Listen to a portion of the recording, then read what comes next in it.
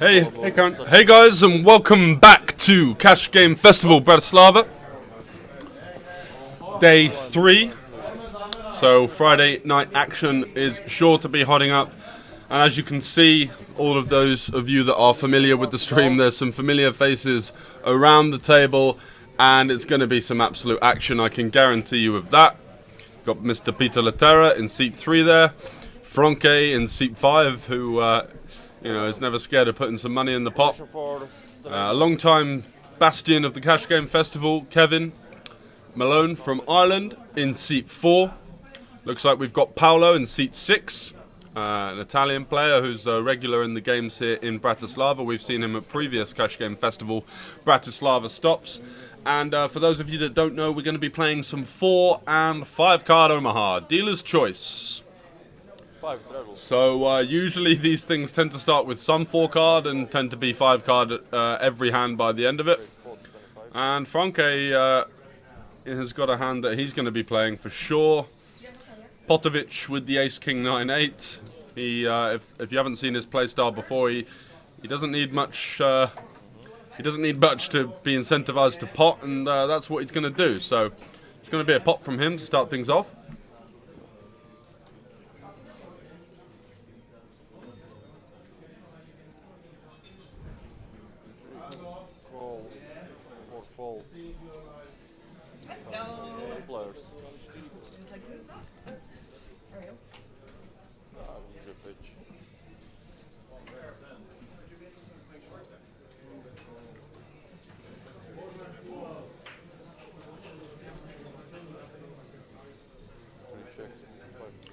Matos is in there with his Queen, Ace 5 and has flopped a lot of equity, picking up an overpair, a flush draw, and he's not going to be too happy with that turn. And looks like Kevin, who also had a flush draw, is going to check his set of 7s on the turn. That's an interesting play.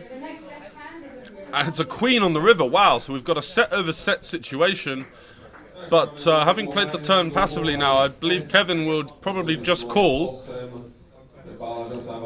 the 25, and he's going to be shown the bad news. And he got away with one there, because if the money would have flown in on the turn, he'd have lost the whole pot. And instead, Matos betting the top set multi-way and getting the value. So thanks for you guys joining us here at the Cash Game Festival Bratislava. We have some ongoing promotions with Pokio, our main mobile partner. I'll just put that in the chat for you now. If you get yourself signed up, if you get your information on the usernames in the chat, we can get you hooked up with 25 euros of free money to be credited to your Pokio account in the days following the last stream of the Cash Game Festival here in Bratislava. So by mid next week, you'll have that credited. If you are so inclined, check it out. There's a lot of great games on there for all of you psychopaths who like the mixed game action, the 5-6 card, Sveton as well. We have all of those covered on the app. Do feel free to check that one out. And if you are having any problems with the sign up, let us know. We can help you out.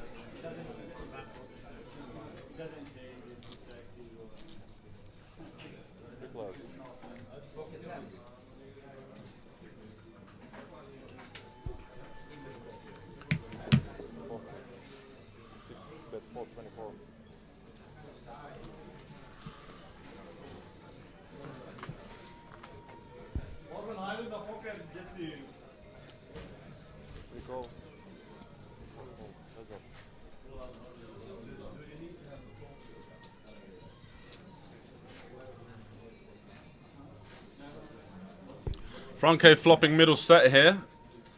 And betting the flop, getting a call from Matos, who's got the open ender there with the King of Clubs blocker. And this is going to be a turn that Franke is not going to be slowing down on yet. He's going to bet pots, which is Franke's favourite word. And let's see if Mattis decides to let this one go. He is out of position. He only has the open-ended straight draw. You know, his queen, he may think that might be the best hand because there are lots of draws out there. But if he's got the king of clubs blocker, then that is kind of not a card that he wants to have. And Franke shows the queen 7, but it did indeed have a little bit better than that. Hoping to get a good image for hands later on, I'm sure. Picks up a nice pot there and moves up to 215 euros stack. So relatively short stacked action in terms of the grand scheme of things that we have seen here at the Cash Game Festival.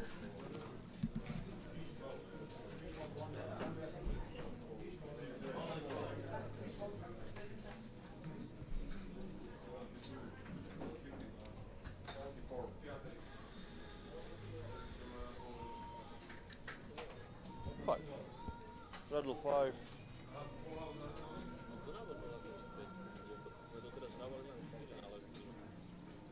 Four cards. Take. 7 fold, 8 call.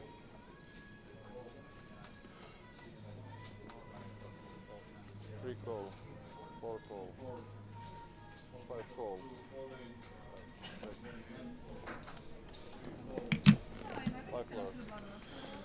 So multi-way action here, 5 ways to the flop. Kevin deciding not to pot his kings because he just has 1 suit and relatively disconnected side cards. That's fair enough. 3 clubs on the board, no one with a flush.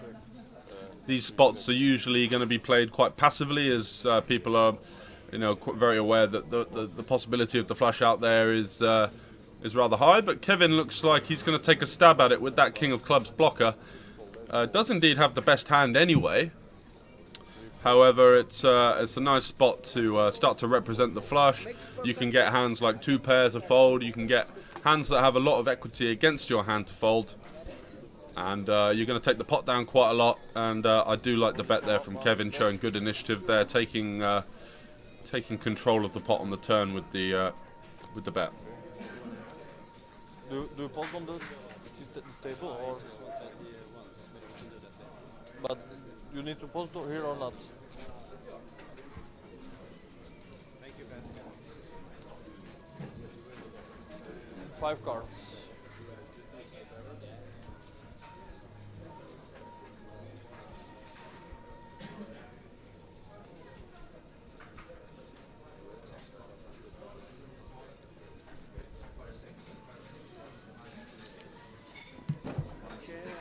Paolo with a very janky hand there, pocket 4s. You really don't want to be having a low pair in your hand in 5-card Omaha because it kind of kills the equity, and you know there are what we call reverse implied odds, which mean that if you do hit your set with the 5 cards in play as opposed to 4-card, it's kind of more likely that your opponent, if they are putting money in the pot, especially on dry flops, are going to have a better hand than you there. The best you can hope for is to get bottom set versus, you know, top 2 pair, and that's a situation where you're probably only going to get two bets in 5-card anyway, and there are going to be many more situations where you're going to be up against it. So, 10, 9, 5. Scanning the hands here, looks like Peter's got himself a gut shot. An open-ended straight draw. So any 8 or king would give him the nuts. He's also got some backdoor diamonds in there, which certainly help the hand. Franke has got absolutely nothing. He's probably going to be folding here, but you never know. And he does. Sergey with the aces, just check folding that board.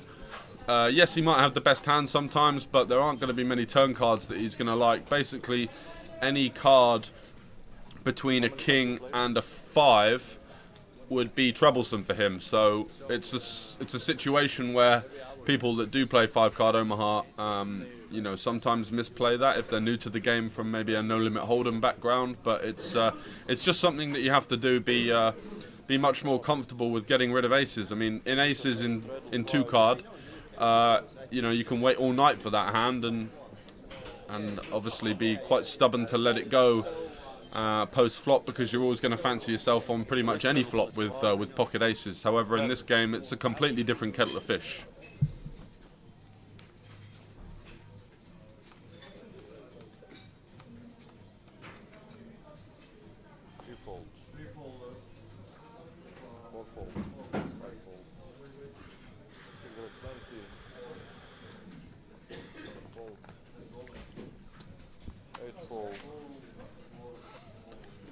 Good morning. What happened? 20 happened.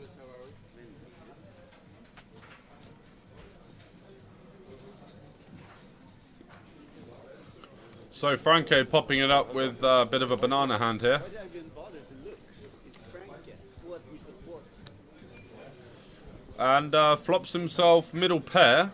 Check, one bet. He's got some backdoor draws as well. Maurits is going to jump onto that weakness and instantly fires out a bet of just under pot with his top and bottom pair. He's also got some gut shot in there and some backdoor club opportunities. And it looks like Franke is going to make that discipline lay down. Doesn't want any more of that. Fair enough. Well, basically, I think you should call. I have this.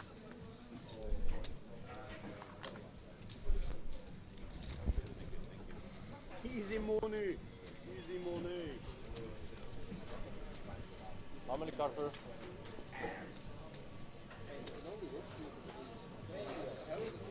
Play settle 5. Sorry? You play settle 5 now. How many cards? Okay.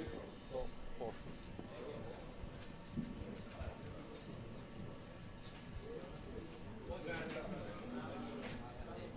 Yo, yo, yo. Come and join us at the Cash Game Festival, live streaming on Twitch now for 4 and 5 card Omaha. It's going to be fun.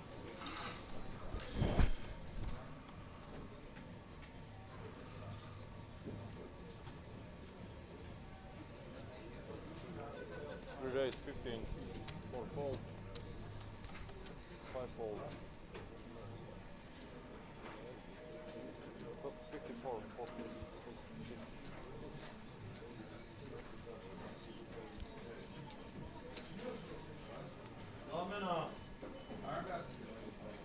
Sorry guys, I was just updating some of the people on Instagram that the stream is up and running.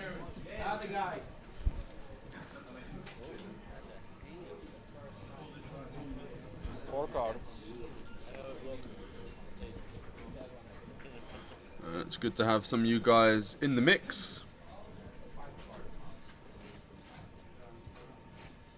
Let us know what you're up to.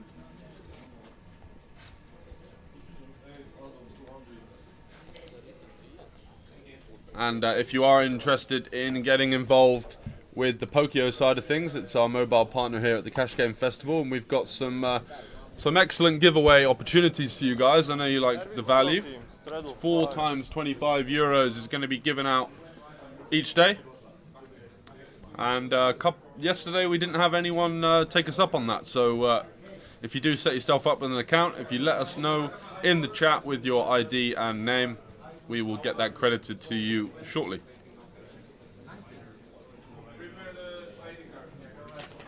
The only thing we ask is that you need to verify.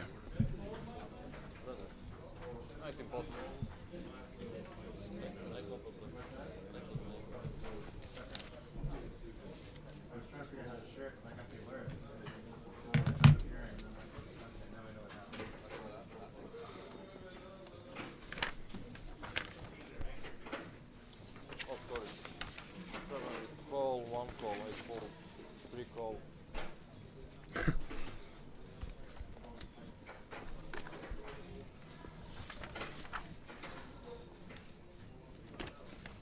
So some information on the players here. You've got Matus there in seat 3 with the Jack 10 9-3. 39-year-old from Slovakia. His favourite hand is 8-10 Jack Queen. And he said he's been playing poker for 10 years. Favourite poker story is that he, after his first tournament in Bratislava, which I know he went to the nightclub, had fun, came back for cash game and lost it all after winning a tournament. Wow. Said his favourite poker player is Andre Dessert, who's a well-known tournament player around these parts who's been, I don't know if you've been following some of the action at King's Casino recently, guys, but he's been on a hell of a run, and wow, Matus with the absolute lot here. 10, 10, 9, 8, and he's got himself 10, 9. So looking to eke out some value on the turn, and it looks like he's got a customer in Maurits who's in there with pocket sixes of all hands. Pumping it in, representing the 10 on the turn. Matus having slow played that flop full house, getting some value on the turn, but I don't think he's going to be getting a single penny out of Maurits on this 5 river. It's very strong to just call the turn after checking the flop on such a lockdown board. And Maurits knows the game's up and lets it go with a little stare down of his opponent just to keep him on his toes. Matus shows the lot. And Maurits will be happy that he didn't talk himself into hero calling that one. And some information on Mao, who is the boss here at the Cash Game Festival. Favourite hand, he says, is 7-4 off, and I'm not sure if that's tongue-in-cheek or the real deal, but who knows. He says his best achievement is inventing Sveton with an exclamation mark. And his favourite poker story is when I invented Sveton.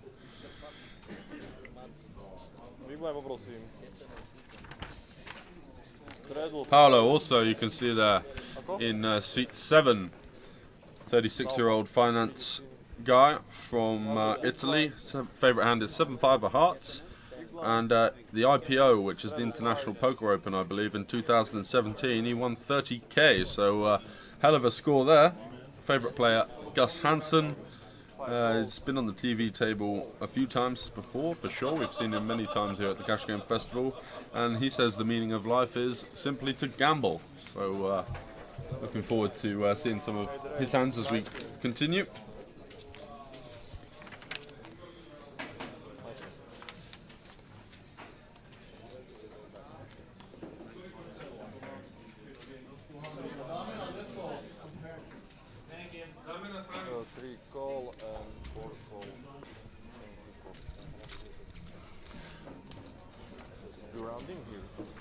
So, yet another multi-way pot here as Sergey pops it up with the single-suited queens on the button and is rewarded with middle set. Pretty dicey board. He does have a king blocker, which is helpful for him because that reduces the amount of times that he's going to be up against the straight. And Matus here, who's flopped himself the 2 straight blockers with the jacks and a flush draw. He's definitely got a hand that he might consider turning into a bluff, but the ace kind of takes that option away from him without an ace in his hand. So Sergey now, after it's checked round twice, probably knows that he's got the best hand, trying to find a way to extract some value, but it doesn't look like anyone's really going to be able to put anything any more into the pot here, and everyone meekly folds. And it looks like they're showing a lot of hands, so everyone's having a good bit of fun. Queens is going to get the job done there for Sergey on the turn. How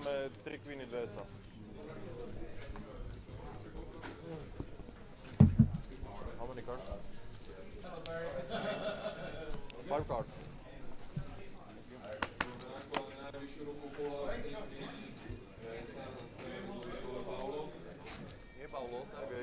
Sergey.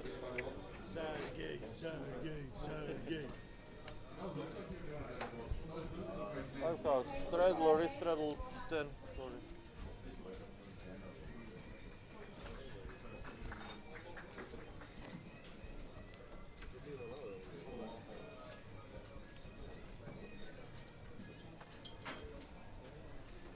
Straddle 10.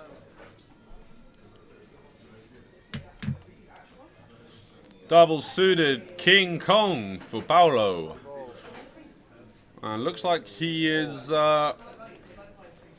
what's happened here? Have we got a double straddle from Franke? Looks like that's the case. And I like Paolo's decision to limp. Got some action players behind that are going to be potting quite a lot. He can certainly decide to limp raise this hand. That would be quite a nice way to play it. Matus also in there with a pretty strong hand that he's going to try and trap as well. Kevin calls. And Franke decides to check. So two guys that were trapping, their plans are kind of scuppered now, as their equity is going to be much less in this insane multi-way action. And there you go, Peter's flopped the absolute lot. He's got the nut wrap, and he's also got a pair of threes as well. It's a rainbow board as well, which is one of the best times to have a wrap, because you're going to be less likely to have outs on the turn dampened by the possibility of the out not being live due to the flush draw. So really nice flop for Peter, and he's going to bet, and it looks like he's going to get all of the overpairs to fold. Maritz has a weak gut shot and a backdoor heart draw that I don't think he can continue. And Matus here, who you know, had an amazing hand pre-flop, a very playable ace queen queen jack 9, but it's, you know, left with really nothing to work with on the turn, on the flop there.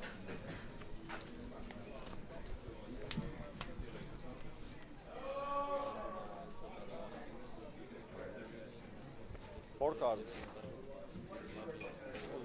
6 straddle, 5.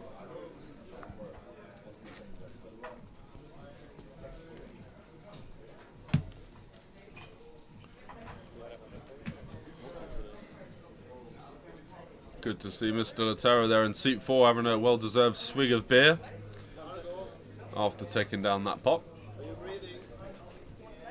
And for the most part, it's been an excellent cash game festival so far, guys. The atmosphere around the casino has been absolutely electric. 8 fold. Maritz with the single-suited sixes. Hasn't been backing down from playing hands so far, and does indeed decide to go for the old Podovich, opening it up there to 8. Or it might be a straddled pot, who knows? Yeah, Franke's in the straddle, so Mal's just going to pop it up to 10. It's a min raise. He's going to get a couple of callers out of Kevin. Lubo decides to flat double suited kings on the cutoff, which is a little bit on the tighter side. Certainly a great candidate for a 3-bet. However, interesting flop as Maritz flops the nut flush draw. Lubo has got himself top set with the king high flush draw. And they're the only guys that have got the spade draw. So let's see how Lubo continues. It looks like he's just going to call the 17, continuing to set the trap, and manages to get Franke in there as well with bottom set. I didn't see that. And he's also got the top set blocker as Franke. So a queen would be absolutely disastrous for Franke. And there is the queen. Wow. So it's going to be a boat over boat situation here, having seen Lubo slow play on the pre-flop and the flop. So money will be flying in here, that's for sure. And Franke can't really be too worried about pocket kings, because, you know, he would have considered that to have, you know, gone for the raise pre-flop, and, you know, possibly if, and he can have kings with spades as well, because the king is a heart, obviously. So wow, quadzillas for Franke on the river, and he's gonna pile it in, get absolutely snapped off. Hang on a sec. No snap call so far. Lubo has no queen and no 10 in his hand, so of course he's calling. There we go. And gets... Oh, it's Franke bet not all-in sizing. Lubo jammed. And Franke's going to show him the clean one-outer on the river. And take that one down. Wow. What a insane run-out that was. For the queen to come, first and foremost. And then the 10 as well, it went from disaster to heaven for Franke, who looks pretty relaxed about the fact that he's just completely one-outed someone. Hello, Carpet Catcher, thanks for joining. Do you have a Pokio account, Carpet Catcher? I think you might have signed up on one of the previous streams, is that right, in Tallinn? We're doing some giveaways on the Pokio app.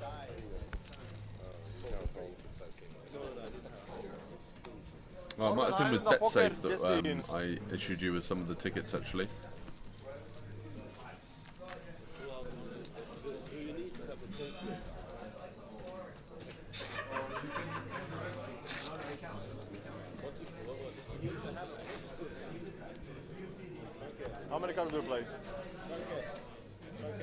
4-kartová, áno.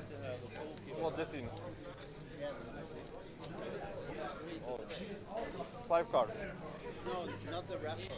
No. Can you get it in cash? Can you get it in cash?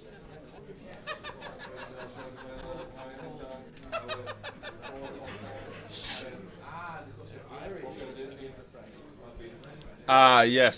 So there are ways about that, but I don't want to advocate that on stream, obviously, as 7 fold. you know, it's unfortunately not available for the UK. 8 raise. 8. 1 call. They got Frankified.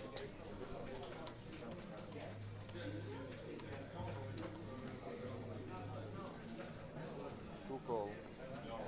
3 call. 4 call. Yes, sir. 5 call. 6 raise. Post. 72. 64. Can Australia use it, says Nick Janev. I'm not entirely sure, actually. No, I'll be right back on that one. 2 seconds.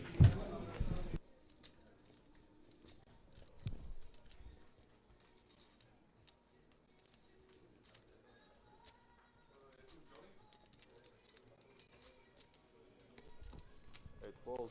Yeah, insta call. 1 insta call. And I will save this for later. 64? 64. Position 2 all in. 28 fold. 3 fold. 64, right? I save this for a rainy day, Frankie. So, the representative of Pokio is here, and I have put that question. Put that question forward for you, Nick Janev. Thanks for joining us, and hello to yourself as well. And looks like we've got Lubo in there spinning his last 23 euros with the Queen 5-4 deuce. Just hoping to get isolated, and does get isolated by Franke, who knocks a couple of guys out the hand, which helps obviously Lubo's equity, 32%, so he is going to win this about 1 in 3 times. Franke with the double suited sixes, and Maurits in there with the ace 8-7-7-4. And Franke flops bottom 2 pair, and he's all in. So that's exactly what Lubo is looking for, being isolated like that. And he does have a live flush draw, so that's a king on the turn, which is no good for Lubo, but he does find himself the flush on the river. Franke winning the side pot, and Lubo shipping the main pot for 101 euros, which isn't bad when you've just flicked in your last 23.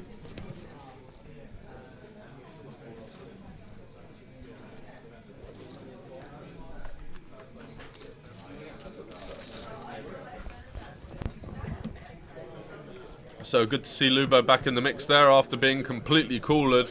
If you weren't here about 10-15 minutes ago, guys, we saw an incredible hand between Franke and Lubo. Franke now the chip leader at the table due to this hand. King, Queen, 10. 10s for Franke, Kings for Ludo. And a Queen on the turn, so both players turning a full house. And then a 10 on the river, which gave Franke the quads and Ludo the nut full house. And the money flew in, and it's a very unfortunate situation to be in from Ludo's perspective.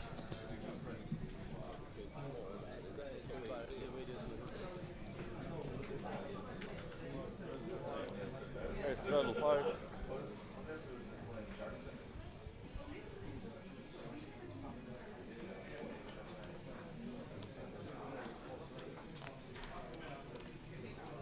One call. Two call. Unfortunately, I've just got the confirmation that Australia is a no in terms of being allowed to play on the Pokio app. So I'm really sorry for that one, Nick Janev. Unfortunately, the only sort of promotions and value that we can give to our watchers at the moment is via the Pokio app. So unfortunately, you're gonna have to miss out on that one, pal. Apologies for that. And Lubo back in the mix now with some run good. Flopping himself middle set with the top set blocker. Maurits has 3 kings, so unlikely to hit that 4th king, especially as Matus does have it, although he won't know that. And Franke looks like he's going to start the betting action, leading out for quite small, a 1/4 pot. Yeah, and Ludo's not making the same mistake again. He starts to pump it up this time. And wow, Peter's got the absolute lot with the wrap and a 9 high flush draw, which does manage to force out Kevin, who had the... Oh no, Kevin's in there as well. Okay, so Kevin has the nut gut shot, so a 9 would give him the nuts. He's got the nut flush draw. Peter's got all of the low end of the straight cards, so any 3, 5, and 6 would be him. All in. I think an 8 would be good as well. Yes, it would. And Kevin might struggle here because there's 3 9s already out there in his opponent's hand, so he's basically just looking for the flush. For the club, so it's going to be a 3-way all in. We've got Lubo with middle set, and the other 2 players are chasing the draws. Jack on the turn now gives Lubo the open ender with his set, which is going to look like a disastrous card, but with his 2 9s, he does quite help himself there nicely. And that's going to be, wow, that's one for Peter with the backdoor 9-8. I didn't see Peter had 9-8, sorry. So yeah. One for Lubo and 1 for Peter.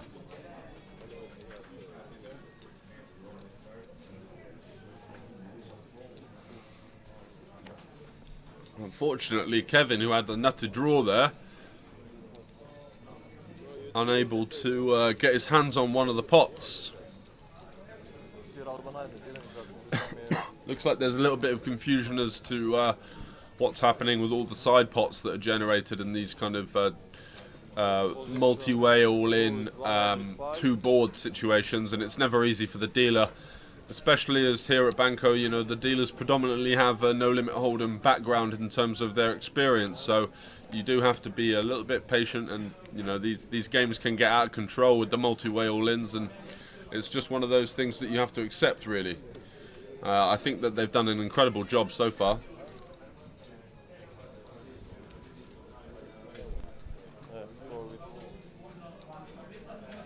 Yeah, I didn't see that Peter had the 9-8. I thought he just had the low wrap, but he indeed had the full lot without the jack. Obviously, was up against the jack 8. Thanks, Ken. Buratino says I sound like I've got a hangover. No, I'm doing all right, pal. Seem okay. Played some 6-card earlier. It was a 5-5 game that was overflowing from last night after getting some sleep. And yeah, that was just crazy action this morning. I only played for a couple of hours and had one of the best sessions I've ever had. 8 out of 200. 5 cards.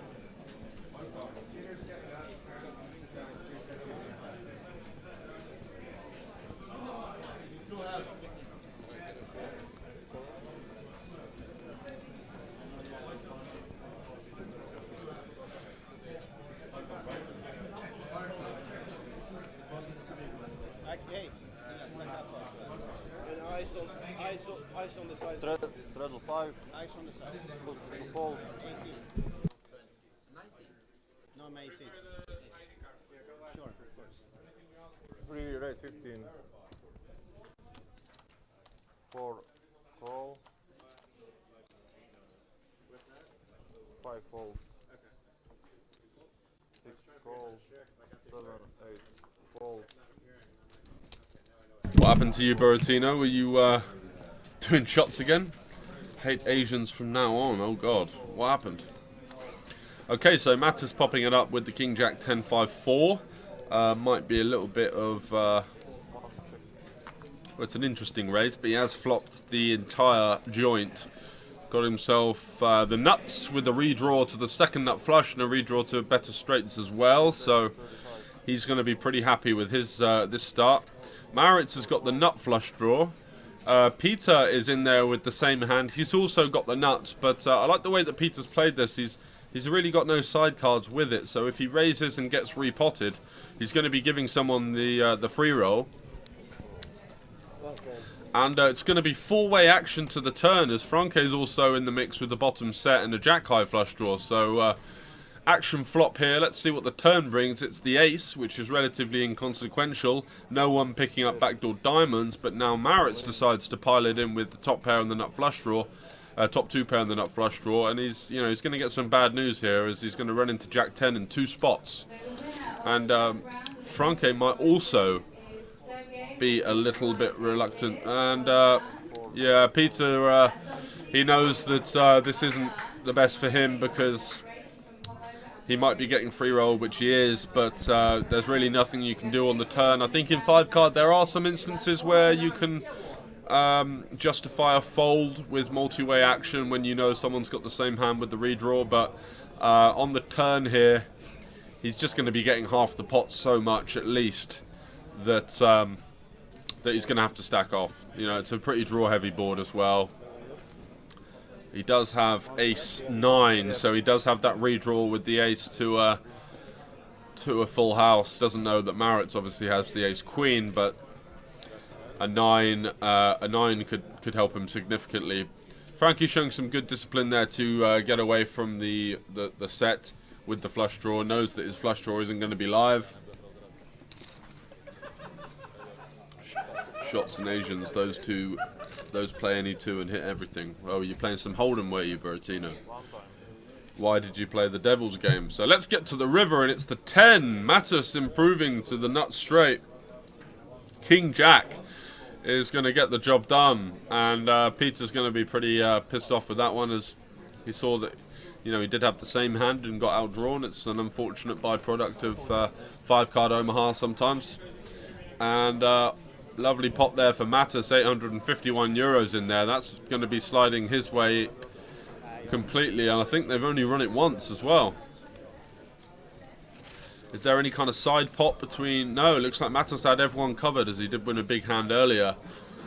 And Maritz and Peter reaching into the pockets.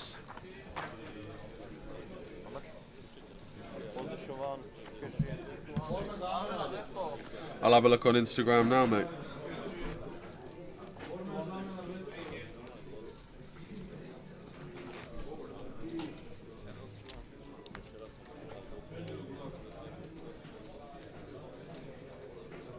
Four cards.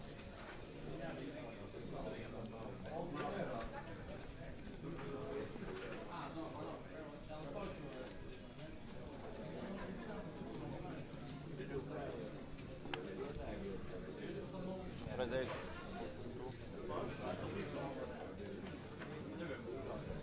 Fold.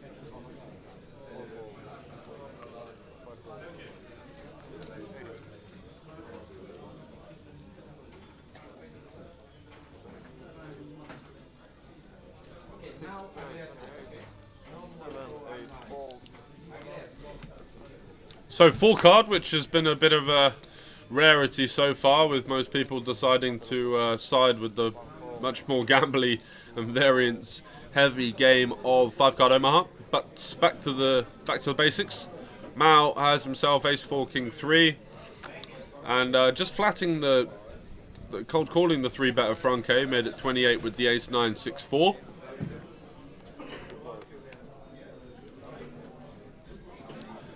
And who's going to be liking this flop? Lubo has got himself top set, and he's going to go bot, which is probably going to force Mao out, who has a decent amount of equity here with the nut gut shot and 2 backdoor flush draws.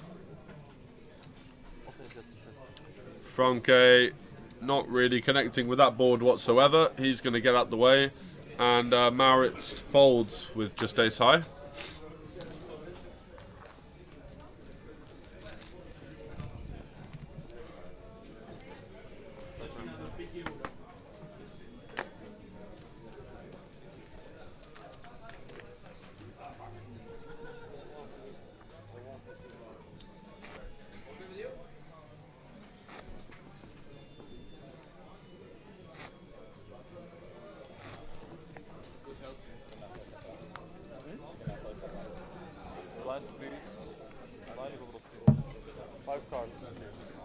Just saw your picture there, Bertino. Where are you? Is that where you live?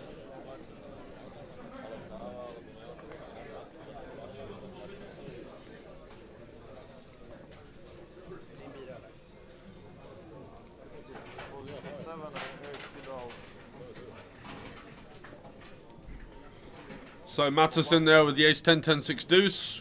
No nut suit. Probably just going to be a fold. Yeah, good stuff. Peter folds, trashy looking hand. Kevin's in there with the 9, 9, 7, 4, 3. I'd probably just fold, to be honest, but with Franke on my left, who I know is just going to be potting pretty much anything. And Franke has quite a nice playable hand there. Ace Jack 10, 6, 4 with 2 suits. Jack 10 obviously being a key component to any PLO 5-card hand, as whenever you make the straight with Jack 10 you have the nuts, and there's 6 different straights you can make, so pretty strong hand. And Kevin going to be limp calling. New flat, lovely stuff. Are you renting or have you bought it? So Franke flopping top and bottom pair, and he's not scared, that's for sure, so he's going to be pumping some money in here. And Lubo with a pretty decent hand, or that he may be interested in at least calling. And in fact, Kevin has got middle set as well, so multi-way action here. Franke just with the 4% needs a jack, and there's only one available. And Kev laying down the gauntlet, going to go for the check pot. Looks like he's all in. Does that raise stand? 32 times 3, 96 plus the pot. Yeah, he makes it 160. Got a little bit behind. Great stuff, Buratino. Good to hear you're on the ladder. And gets rid of Franke with top and bottom pair with no flush draw. That's a discipline lay down. Lubo has an overpair with top pair and a flush draw, and looks like he's in a bit of pain here with this situation. Trying to confirm how much the raise is. Is it all in or not? And is that a call, or what's happening? It looks like the dealer's just reminding him how much he needs to pay. With Kevin having 45 euros behind, it's very much more of an all-in or fold situation. Yeah, he's going to go with it, deciding that, or just praying more like that his flush draw is live. And he's saying, let's run it twice. Oh, disaster for Kevin on the first board, as Lubo makes a flush. And let's hope that Kevin can hold one on the second one, and does indeed. So 9-9 going to win half the pot there. They're going to chop up Franke's money, basically.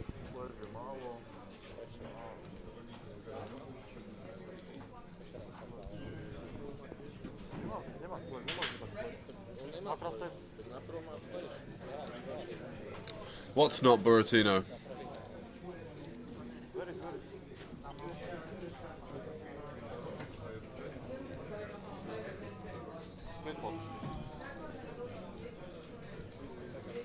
Yeah, a lot of people like to run it twice here with whatever they've got, even if it's a small pot like that, really.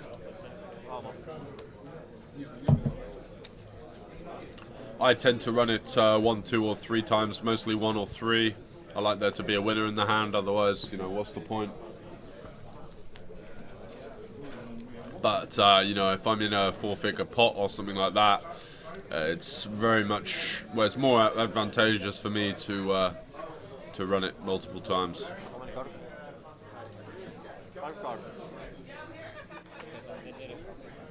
The jam is very speculative indeed. The only way I would be interested in that kind of pot would be if I had at least some sort of straight draw with the queen. You know, a gut shot is questionable, but you know, at least a 10 with a weak flush draw. Although I wouldn't be in the hand pre-flop, it's not really a hand that's that I want to be limp calling and going multi-way on an inflated pot, of course, which you're going to get a lot when Franke's in there.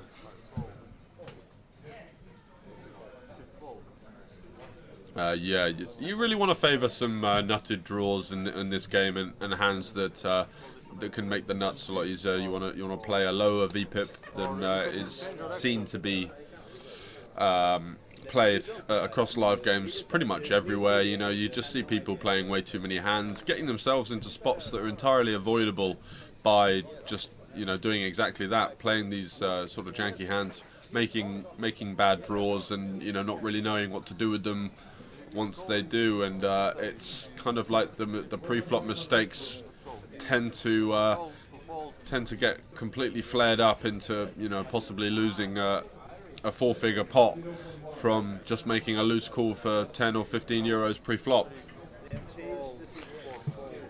You know, I've been told many times that, oh, you're too tight and this and that and the other, but, you know, I always have a little chuckle to myself, because I know that these players who are saying this are, you know, more often than not just a little bit tilted by the fact that I've got a lot more discipline with my pre-flop hand selection than them, and, you know, more times than not, if I'm in a pot, I'm going to have a decent chunk of equity. And we're going to see another a weird spot for Maurits here, because he's got top set with second and third pair as well, and this is not a very strong hand in 5-card Omaha, because he's blocking a lot of his outs to the full house. It's a three straight board, and there's just going to be an infinite boatload of hands that are out there, like Jack 10, 5, 6, and 10, 6, very likely to be in your opponent's ranges here. And Sergey's going to bet himself the 50 here. Maurits is going to come along for the ride, and he's hoping for a 10 or some kind of board pair. Doesn't get it, and it's going to be a tough spot for him now. He needs to consider whether he thinks that Sergey could be bluffing here.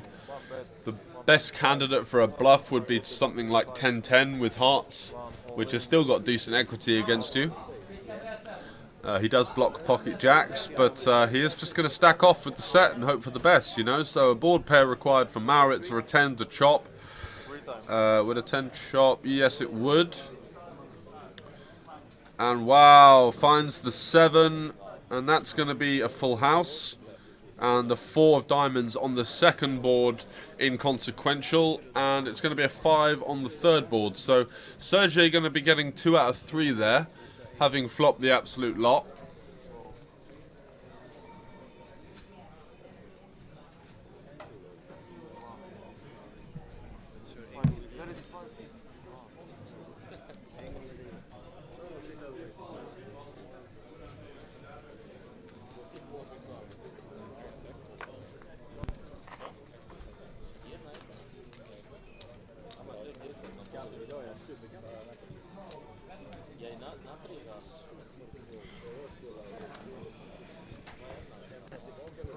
Yeah, blocking outs, exactly. It's a really, I mean, he does have Jack 10 blocked, but as I've seen many people make these kind of mistakes before, when they do come to 5-card and they have just a singular blocker, it's really not that relevant, just because of how many more combinations of hands are possible, and how many of those are going to include, you know, if you just have this, a singular blocker.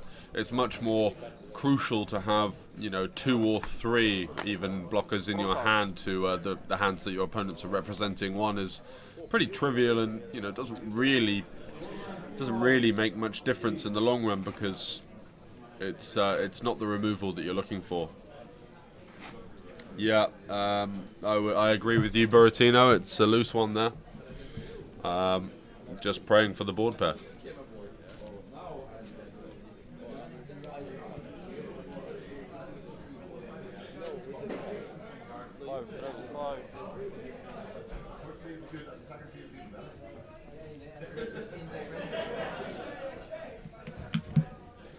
Yeah, 987 board, guys. There is going to be Jack 10 out there in a multi-way pot the vast majority of the time, and especially if people are playing it aggressively. Yes, there is a flush draw out there, but what hands with the flush draw are they going to have? They're going to have some gut shots with the flush draw. They're going to have some blockers to the straight with the flush draw, and even these hands have decent equity against you there when you're blocking your own outs with the full house. So watch out for those spots, guys. So double suited 8-7-5-4 for Franke, very playable hand, and he does indeed flop a 7-high flush. Kevin in there with a pretty connected ace-king Jack 10 hand with a nut suit pre-flop. You know, his style is just to see some flops and play relatively passively pre-flop, but he's got some moves up his sleeve post-flop. That's for sure. Full house jack over 3, so that's your second win of the evening. Congratulations. So far, anyway, we still Who's have the head guy of Cash Game Festival? It's Seat 1, which is Maritz, current operations manager of the Cash Game Festival. And Franke's small sizing here does get a pretty loose call out of Lubo on the flop, who's just got the 10 of diamonds blocker with middle pair on the flop, which, you know, Franke is quite good at these bet sizings, sizing down to try and induce some action.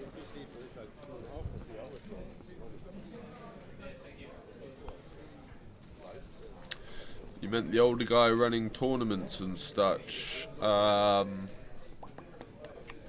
cards. Not entirely sure who you mean there, pal.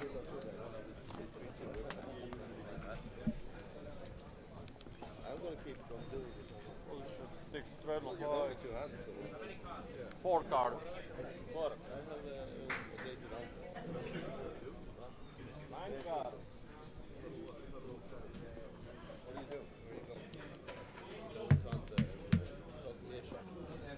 Oh, Jason, yeah. Jason is from the USA. He's the social media guy. Runs our Instagram, Twitter, YouTube, etc. And was also doing a bit of commentary yesterday. His name's Wacky Jackson. He's been around the poker scene for a long time. Looks like Raise for 27. 1. Fold. 3 fold. 5 fold. Heads up. Let me get some money back from this. Let me get it back.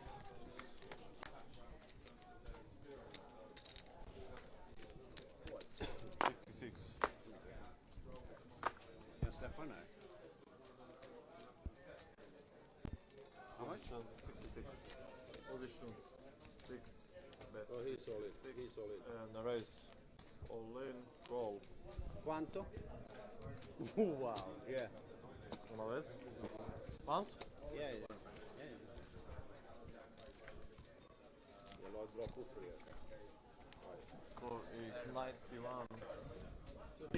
Oh, mate, yeah. wow. So I'm not sure what happened there. I was just getting having a catch up with my friend Nick, but looks like Franco's piled it in there with the King Queen 8-2 and run into an open ender with a flush draw. Obviously, never folding to someone with Franco's reputation.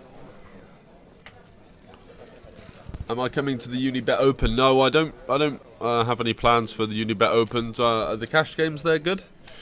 I'm predominantly just playing Omaha cash games these days, and I'm trying to stay away from tournaments, to be honest.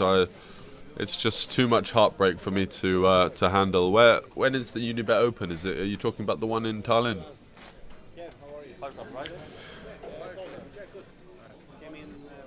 Well, anywhere that Scandinavians tend to populate are usually good games, because yes, the regs are pretty good, but the recreational players they've got deep pockets, you know, and there seems to be a very aggressive style that everyone seems to play from that part of the world.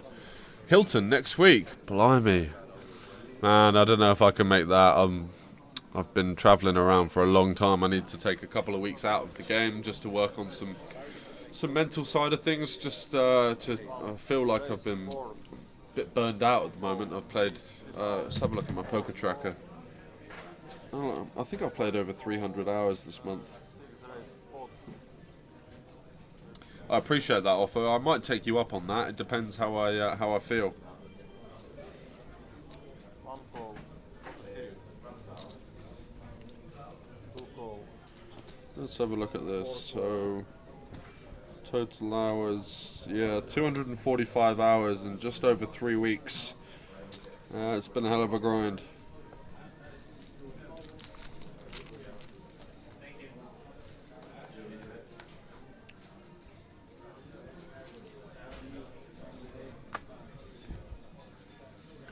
Princess Bella saying rest then. Oh, it's good to see that you're in the chat. Hello, hello. Yeah, I think I might need to take some rest, just chill out from the game a little bit and come back fresh and prepared.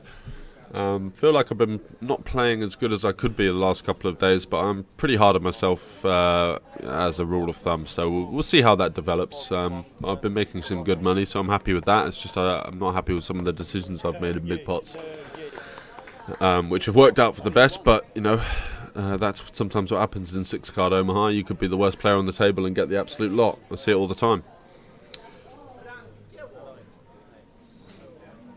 Yeah, I think you're right, Buratino. I'd definitely be interested on in November. Tenner at pocket and shots on my hand.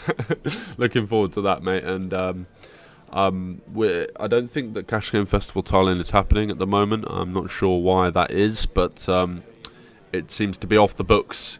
I don't know if that's been mentioned to you. However, I am interested. There's a lot of events at Tallinn, right? And whenever I can find a spot where there's going to be some good cash games, I will be very interested to come out. So, Lubo with a bet of 120 euros. What has he got here? He's got a gut shot with top pair and a flush draw. And Kevin's all in.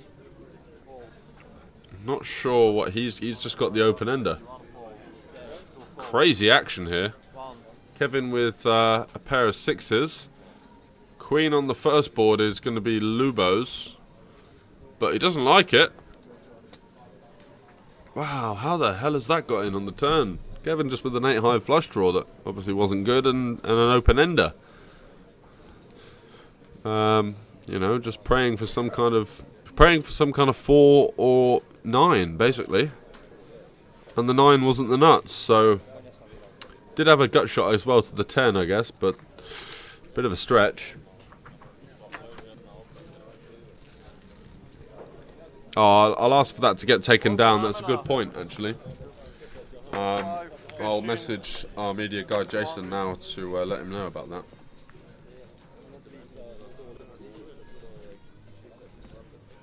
Change your luck.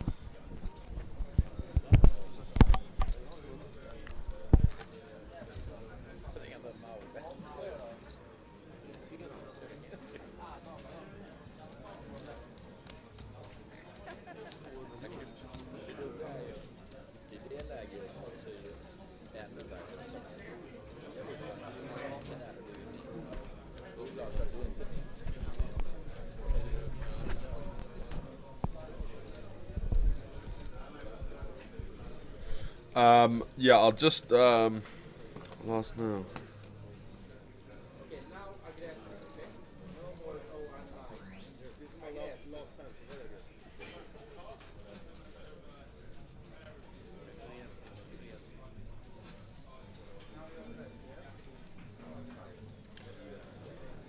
They've got some absolute bangers here at the Banco Casino. It's a very 80s heavy playlist, and it looks like we've got a bit of Simply Red at the moment.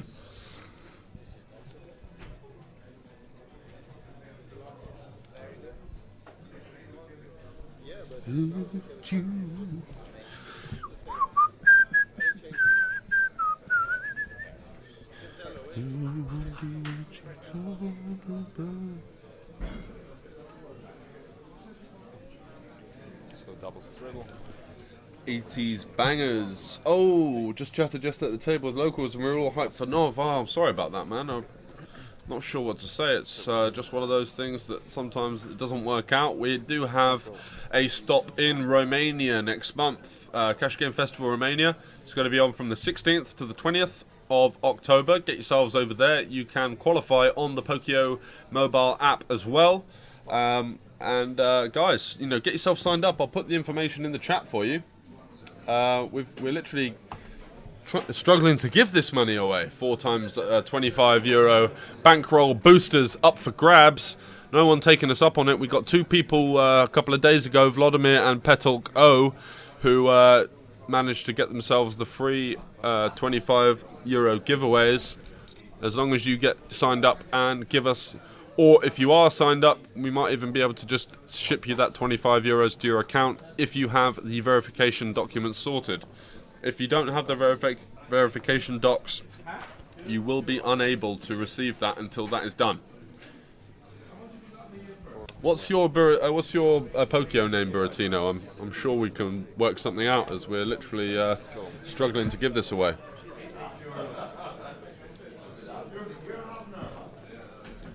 Oh, some PLO action. Yeah, that is one of the best parts of the Cash Game Festival for sure. So Franke, with the ace jack, has the check mark. Got it in against Peter for 200 euros each, and Peter sees the bad news there. That's 401 euro pot going in the direction of Mr. Franke, the mad farmer. And doing well there. He's got his stack up. And Peter there with the ace queen 5-4-2, having a bit of a gamble. I can't play in the UK on it, but I can play elsewhere, so I might get signed up soon. Especially if we're doing these giveaways and no one's taking advantage of them. Thanks for you guys joining. See a few more people have hopped in. We do have a new 3-stream setup, so we're going to have Short Deck coming up in about an hour's time. Looking forward to that one. Always going to be guaranteed to be some pretty decent action there.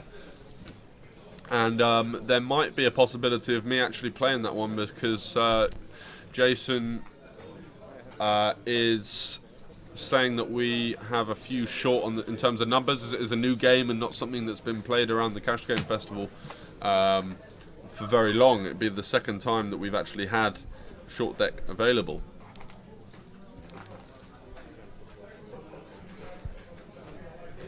However, Buratino, if you want to battle some heads-up 5-card just for piddly stakes or whatever on Pokio, then you know you're more than welcome to. It'd be quite fun. Vormen zámena TV. 350.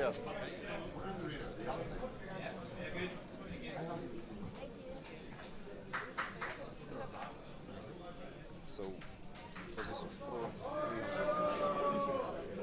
We're playing 4 cards, 5 cards. So, 4 cards. It is.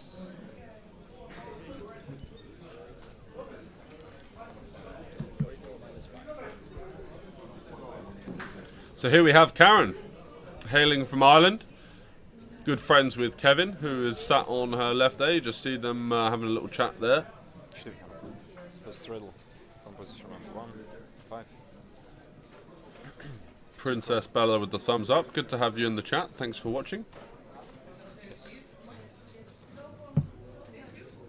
3 call. Race 25. Position 4. And we've got a 5 straddle on, so it's going to be some multi-way action, and Franke looks like he's interested in popping it up. Nope. Karen has in fact raised it up to 25 and got a flat caller out of Franke there on the button. 8 pass, 1 pass.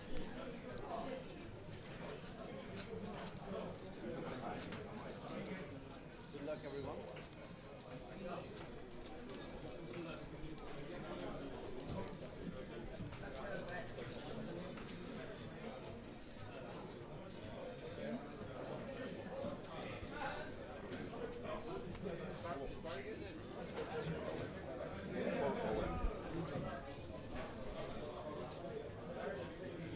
Six go. 1 time, 2 times, 3 times. How many times? 1 time.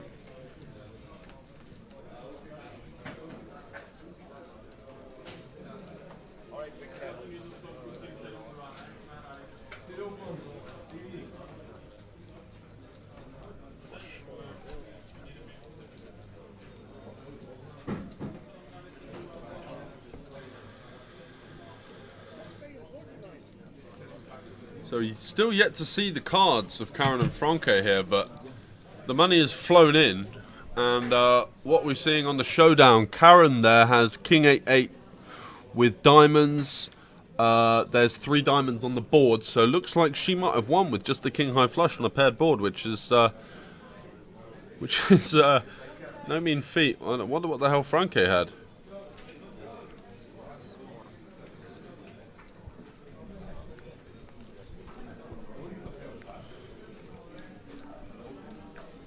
Yep, so she did indeed have 3 diamonds in her hand and still managed to find 3 on the board. That's impressive. Foreman zamena 200. TV.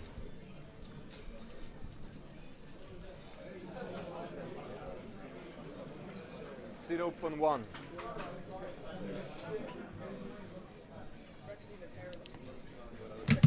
Zilani says ace king jack 9 double suited for Franke. Thanks for keeping a keen eye on that one. I didn't spot that.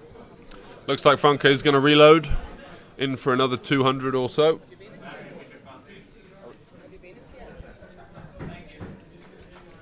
Four cards.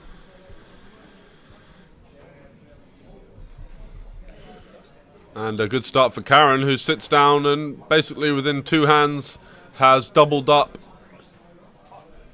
turning that second nut flush and it being good. No drinking for me, pal. I'm on the waters.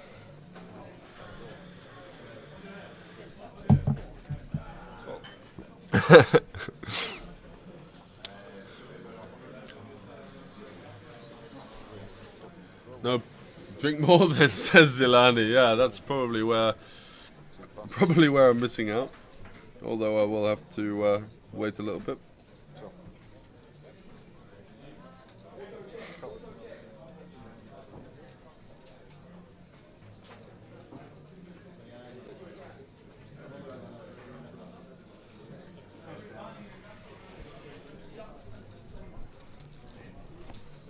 I'm saving myself for Tallinn because I want to bet on a different stream with Buratino, who was watching the Kings. Won't go into that, but yeah, he was. We made a bet about whether this guy would win the event, who was a bit of a duster. Ended up dusting it off, and Buratino owes me 10 shots and 10 euros. Although I did offer him 10 to 1, so it could have been 50 shots and 100 euros out of pocket for me. Check.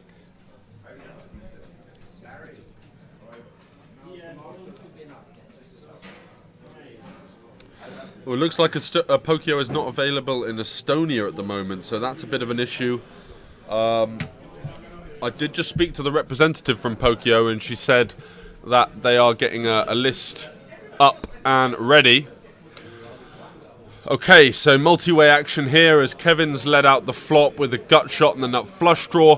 Paolo has bottom set, but being faced with this action from Franke, who's got middle set, isn't folding, and I don't blame him for that at all.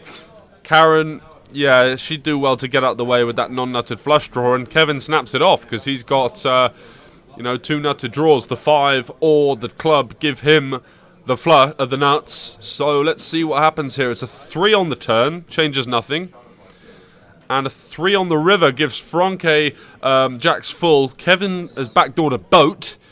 That's not going to help. And Paolo has the bottom end of the full house, and he just can't believe what he's seeing. Versus a player who gives as much action as Franke, you really can't go around folding bottom set there. When he can have hands like King, Queen, 10, he can have flush draws, he can have gut shots. You never really know what he's up to. So it's a really sick situation for Paolo, and in particular there. Kevin really had no other choice but to go with his hand. 2 nutted draws, that's going to be pretty good multi-way. The more people in there with that hand, the better for Kevin, really, so he can't be too disheartened. He had a good shot there, a big pop.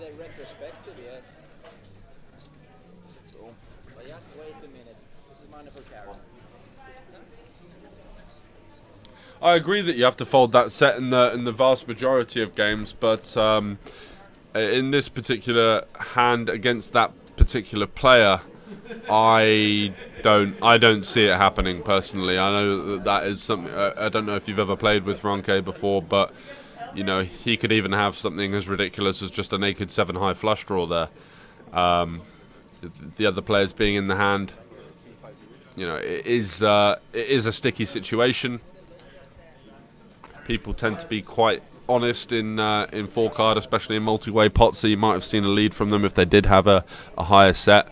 So the only person that was likely to have him crushed was Franke, who made that raise. And you know, he's such a wild card player that he doesn't have to have it there. So it's a real tough one. New player on seat number 1. Bowie Effects says hello, hi mate, how are you doing?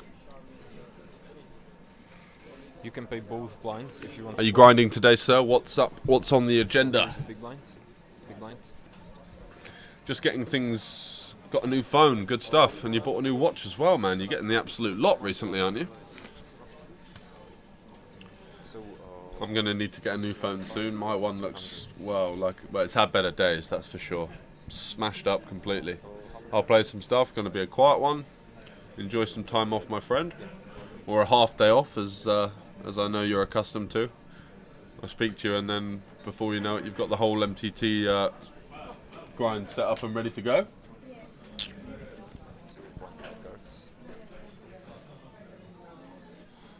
5:30 Bounty High Roller is the nuts today, so getting in the mix. Is that because most of the regs have taken some time off after W Coop, or what's the strat with that? Have you had a look through the list? 6 race builds. 10. Nice, yeah. Always a good time to be getting involved in online MTTs, guys. Sort of going against the grain when most people are taking a rest and having days off. You know, there's going to be a lot more of a recreational heavy field in there because, you know, Recs play when they want. They don't particularly orientate themselves around the calendar of the online tournaments. They just, you know, if they feel like a spin, why not? Andy showing some pretty shrewd game selection there. I hope it pays off for you, pal. How was W Coop in the end for you? Was it a winning one? Didn't get to play any games myself, as the countries I've been in when it's been on have been banned from PokerStars, or, you know, I'm not able to get on the client. Heading back to the action here, Sergey flopping 8s full of 4s, and he's got 2 overcards with his boat, the 5 and the ace. But he's got himself a great spot here, as he's extremely deep stacked with Franke, who's got an 8 as well. And I don't see there being any situation in which Franke folds to a pot size raise here on the flop and may just go with the hand. So now is the time when you just have 2 overcards. You know, the 2. Oh, sorry, he's got a 5 and 8 and an ace. Yeah, so he's got 3 overcards. So, but he still wants to play this hand aggressively, because now is the time where he's going to get the most amount of value from a naked 8. And any naked 8 is going to have an array of side cards with it that, you know, are going to be tricky to play against if money's going in, say on a 10 turn or something, and the guy pots into you in 5 card. It's kind of likely that they're going to have you beat a lot. So getting the money in now is the shrewd play, and he does do that. And Franke is going to need some help pretty quickly in the form of a 9 or an 8 or a 6. Doesn't improve, and Sergey is going to hold that one after 2 relatively scary cards there, the king and the queen, not having one in his hand. Even or up some change, good to hear. It was a tiring battle, yeah, it was. But fair play to you for jumping straight back on the horse and hopping in the Bounty High Roller today.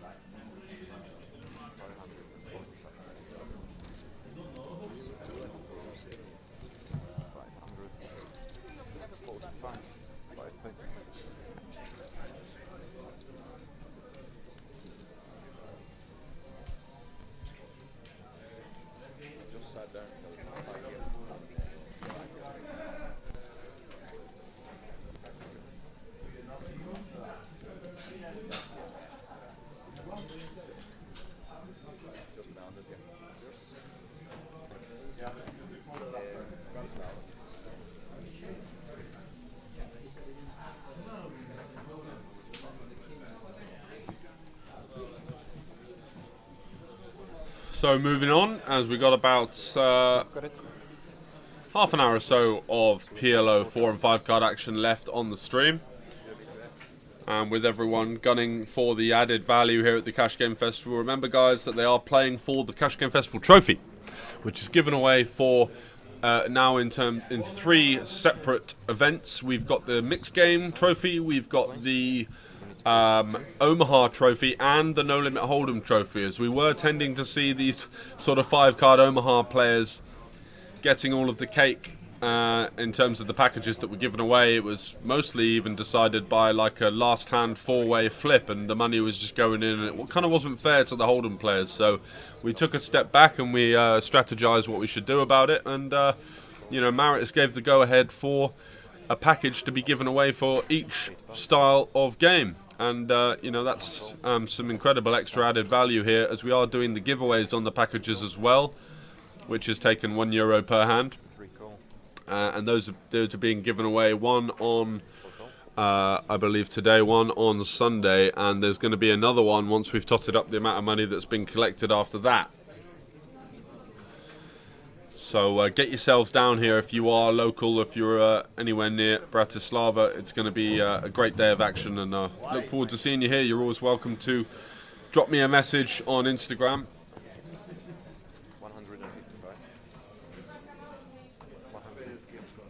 I just put the details there. If you want to hop in the booth, then that is an option that is available to you. Always looking for guest commentators. So, anyway, back to the action here, and we've got some pretty loosey-goosey stuff as usual with Franke being in there. He's chucked his last €35 in as a 3-bet after a couple of calls on the straddle. He's in the 8 straddle, so he's just going to pile in that as much as he can, basically. And Paolo here, who's limped under the gun to trap, is going to go with the 3-bet, and incredible action as Lubo comes behind with the worst hand. So Paolo will be looking for either some hearts, a king, or a low paired board, and let's see if Lubo can continue this run that he's on. Remember, at the start of the stream, he actually got completely collared by Franke, which was a boat. He had kings on a king, queen, 10, queen, 10 versus bottom quads. Ended up, you know, getting it in on the river and seeing the bad news that he'd been one-outed, and all of a sudden here he is with, you know, peeling a 3-bet with queen, queen, 9, 8 single, and still has 455 behind. So hell of a spin up for him so far. Let's see if he can continue that run.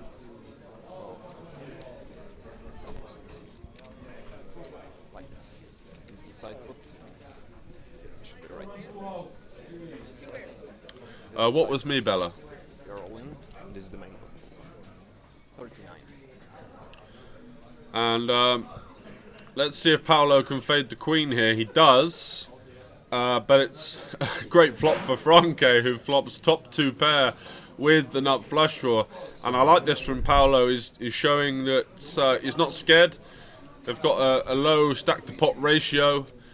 He's got a diamond blocker in his hand. He doesn't have a flush draw, but he probably knows that Lubo is on the tighter side of things, and you know, isn't going to have much board coverage on this board. He's not going to have cold called this 3-bet with a hand that, you know, even 6-5-4-3 or anything like that is just not going to be in there. It's going to be very high card orientated, and it's going to have some decent connectivity. So having not been 4-bet pre-flop, he knows that his opponent doesn't have aces, or is very unlikely to at any point.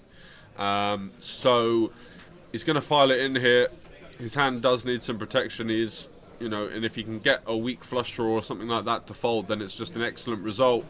It's going to be a 10 on the turn and a deuce on the river, and Paolo manages to find that board pair that Franke didn't have, and kings are going to get the job done. It's unfortunate for Franke there, but he was spinning his last €41, and you know, he can't be too disappointed with that.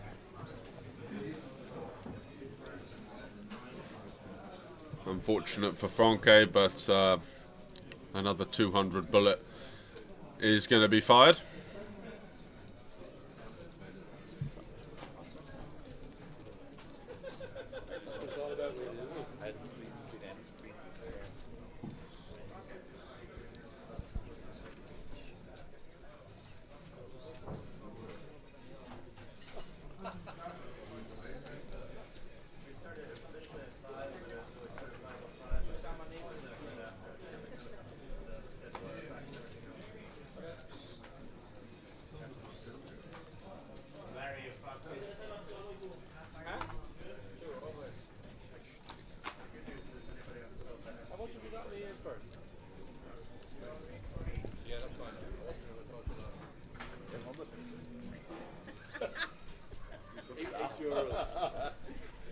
You're only here half an hour, man.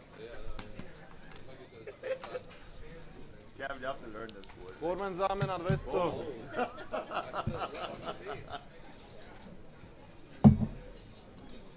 So position 6 plus 200. What was the conversation you had to me yesterday? So as you can see with Franke here, he's a very experienced cash game player and he knows the game. He's going to get himself a beer, get another 200 euros on the table, and get back in the mix. Seems like a smooth, good idea. Just going to go and grab myself a coffee, guys. I'll be back in 30 seconds. You were 10. Yeah. I'm going to play this underwater, no matter what it is. I'm going to play. Just riddle 5.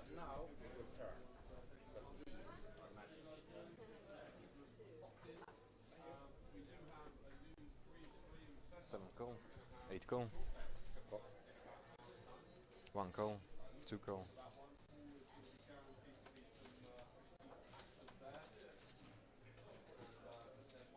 3 call. 4 raise, 25. 5 pass.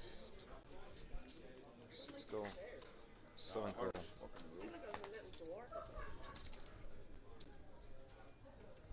8 call, 1 call, 2 call. Ah, I've been muted. Okay. 3 call. So Karen's in there with the aces then, Jason. Yeah, it's looks like though Some aces, incredible action here, yeah, isn't there? What is going on here? looks like some gambling, but with some good hands mixed in. Sergey's hand is certainly one that I like to see. Lubo a little bit less so. Connected rundown. 6 players. Is Karen gonna have? I mean, it's what 6, 7 ways. Yeah, 6, 7 ways. Aces kind of shrink in, but she's not scared. No, she has a backdoor flush draw. She's got a backdoor flush draw. I mean, that counts for a lot, right? So, and maybe a 2 could help her. And backdoor quad draw as well. Yeah, and Franke looks interested, doesn't he? Oh, the backdoor quad draw is something that people tend to overlook, but it's a big part of the equity, you know? Maybe 0.001%. So Franke in there with the 2 pair, and you know he can kind of understand that Karen's going to have a lot of overpairs, and you know maybe she goes with a hand like Ace Ace 10 9 that he's doing pretty well against. It's going to be hard for Matus to get away from this, though. He is ahead. He has top 2. He does have a gut shot as well. Yeah, this would be a ridiculously tight fold. I think this should be repotting every single. Thank you.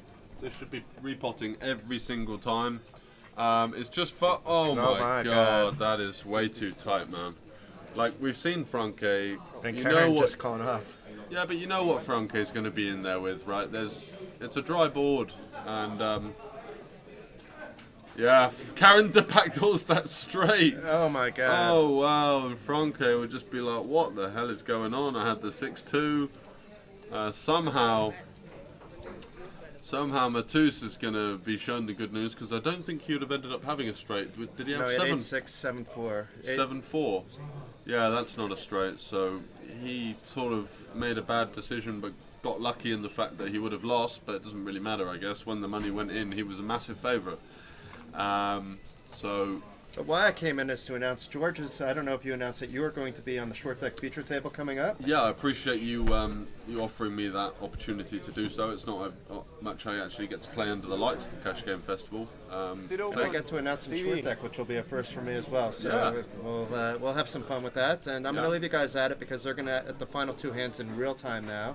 Yeah. But based on what I just saw in this one hand, the action looks absolutely amazing Oh, on it's this incredible. And people are getting this action from Franke and still folding top 2 pair with a gut shot, you know. So some people tend to make the over adjustments. Some people are flying it in with the absolute Raz. You never really know what's going to happen here at the Cash Game Festival. That's the beauty of it. Bowie Effect saying, what did he fold? I missed it. He had 8-6-7-4. So he flopped top 2 pair versus, well, one range which is going to be quite overpair heavy, as we've seen Karen really overplaying the aces there 7 ways, just potting the flop and hoping for the best on 8-6-2. Franke repotted with 6-2, And if you guys aren't familiar with Franke, the guy is an absolute lunatic. So we can't go about folding top 2 with a gut shot in 4 card to that guy. It's just not going to happen. And it shouldn't happen because of the action that he's giving with reckless abandon. So, you know, you have to adjust to this. Just because it might be a fold in some of the nittier lineups that you tend to see sometimes at 2-2 Omaha, where people are basically just nut peddling.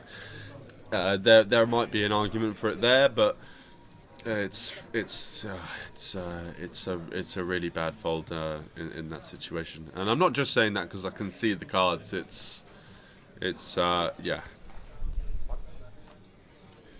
Yeah, that we should start doing sort of 10-minute timeouts from the game when we see folds that tight. Anyway, so Barry has led out on the flop, and it's going to be another trips versus trips situation. Lubo getting out the way with the queen high flush draw on a paired board, smart man. And Sergey now has 1.2k in front of him, having run it up. And you know, Barry's only got 111 behind. Yes, he could have 10-7, but we've got 2 live over cards. And, you know, one of the best hands we're going to have here defending the straddle on this board. There's 111 behind. Let's just pile the money in. Yep, good decision there from Sergey. So an all-in there. A call from Barry. There's going to be €354 in the pot. And interestingly, it's 50-50, which we have been having a couple of issues with the equity calculators. As I say that, Barry does drill the king. And not sure why it's saying it's a chop pot. Barry will be winning this one.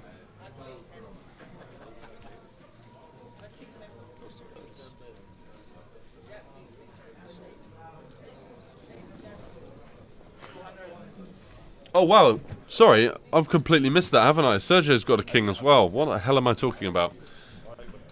Red card for me, maybe, Andy. Are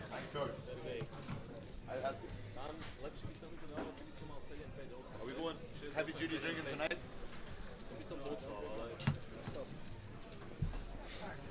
Since when? Since when? Everybody just went silent and looked at you. Yeah, I need to get Alan Sugar in here to give me the bad news. Bit of a mishap there from me, but the boys knew what they were doing and chopped it up with that king on the turn.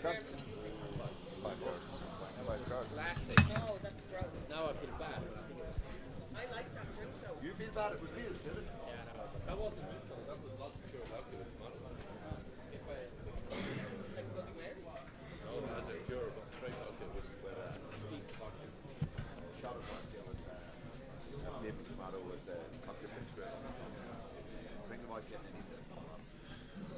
So back to the 5 card Omaha as well, and Sergey with not particularly playable hand there in early position. Makes a nice fold. Not able to see what Barry's in there with, but looks like he's interested in putting some money in the pot. 7 and 8 bus. Two, yeah. He says just a call, so that's going to be 2 in there. And Lubo limping in +2 with Ace King 9-7-6 with 3 hearts. Certainly towards the more ambitious side of things. Matos continues his relatively tight play. It'd be quite a nice hand to use as a pot size raise, just to force out some of the hands behind. Although you know, you can limp sometimes as well. You've got 2 very strong potential flush draws in your hand and an incredibly aggressive player with Franke behind as well. So maybe having it in a limp calling strategy would do quite well.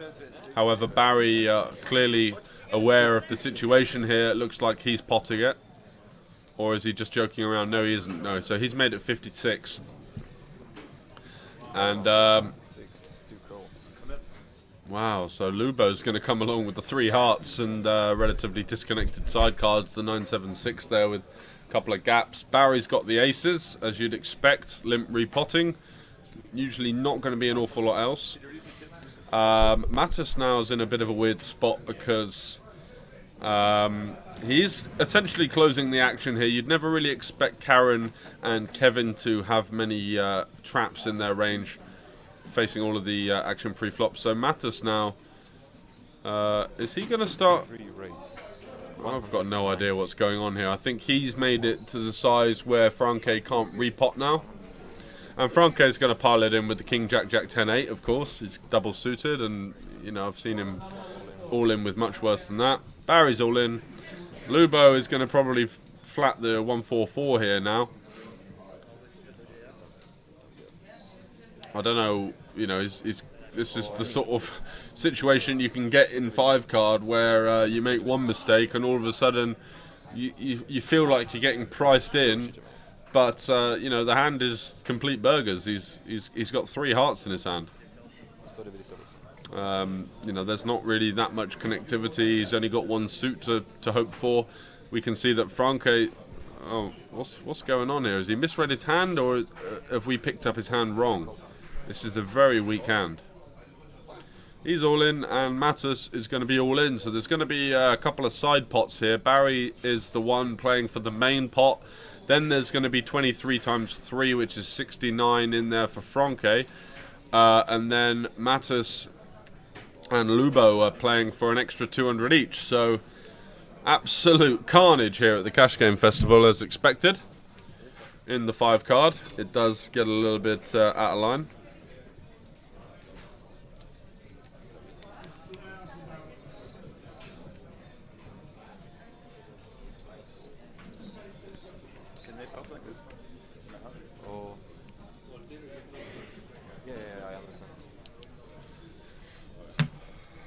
And yeah, a couple of speculative players here, but let's see who scoops this one.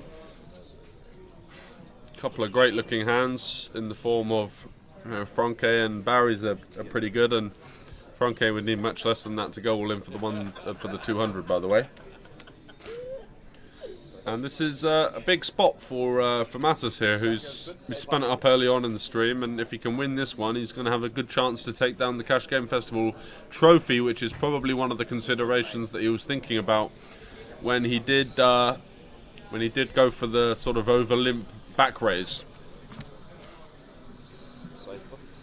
It's not what you're not playing for. You're playing only for the main pot and also this.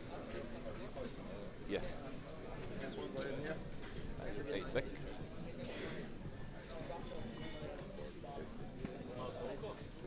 $167. 183 in that.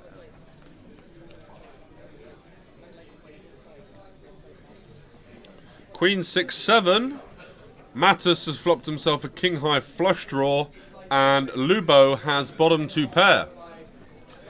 And for this hand, that's pretty good. Oh no, it looks like there's still money behind, and that's going to be all going in for the side pot for sure. Matus as well has some backdoor straight draw stuff with that king high flush draw, and he's got a 6 as well. So, you know, chances are that it's hitting a 6, you know, may or may not be good. So, but it's something to consider. Turn card to 3, changing nothing, and the river's the deuce of spades. So Matus is going to scoop the entire pot with the king high flush.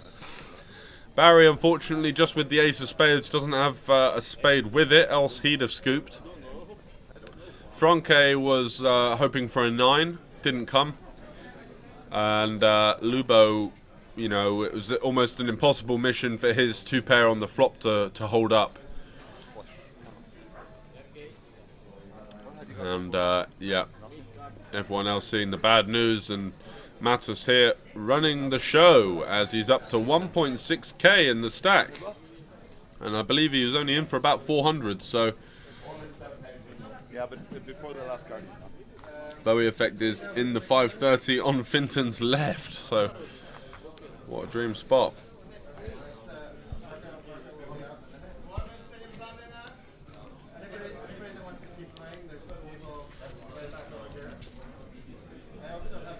And looks like we're coming towards the end of the stream, but Franke going for a reload there, which could mean that there are at least a few more hands to go. And it's a nice first world problem to have if you are Mattis. You know, having so many chips from winning from the pot that you just don't really know what to do with them, and it takes 5 minutes to stack.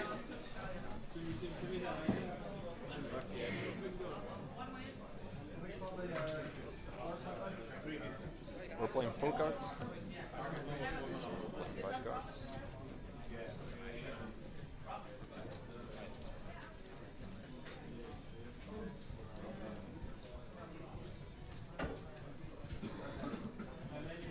So still stacking chips as Mattis. Once again, nice spot to be in. This round is Kevin, who had aces over 5 on the TV table. King 10 7 4 3 for Mattis. Usually when you've got a hand like this and you're stacking chips, even if you've even got a decent hand, you tend to just let it go and let everyone else have a chance. Sometimes when you win a multi-way all-in 5 or 6 card Omaha, you almost feel embarrassed at, you know, how blessed you are to have won that pot. It's not going to happen too often, but it's a sick game of variance, this game. I've been on the right side of it this week, and you know, it feels good, but you have to remind yourself that a lot of this game, when you are stacking off on the flop or pre-flop in these kind of games, it's just a ridiculous amount of luck that's involved. You want to raise spot?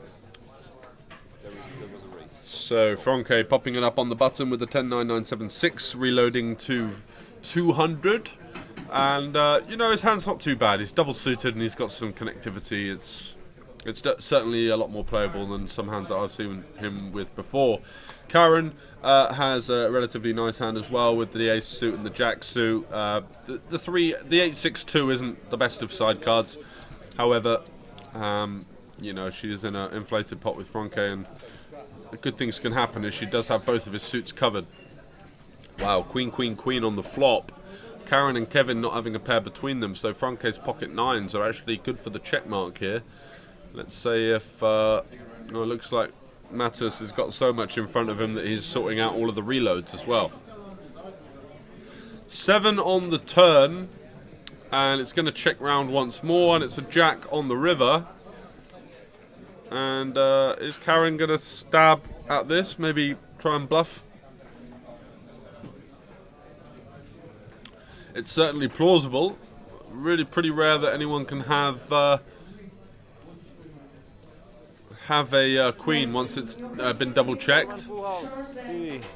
Players interested in playing short deck, just come to the floor, please. Thank you. Hráči, ktorí majú záujem hrať short deck na televíznom stole, poprosím, aby ste sa prihlásili na forbite. Ďakujem. Chcete to zamieniť? So some pretty big spin-ups so far. Sergey and Mattis are definitely in for under 400, and they look like they've profited quite healthily.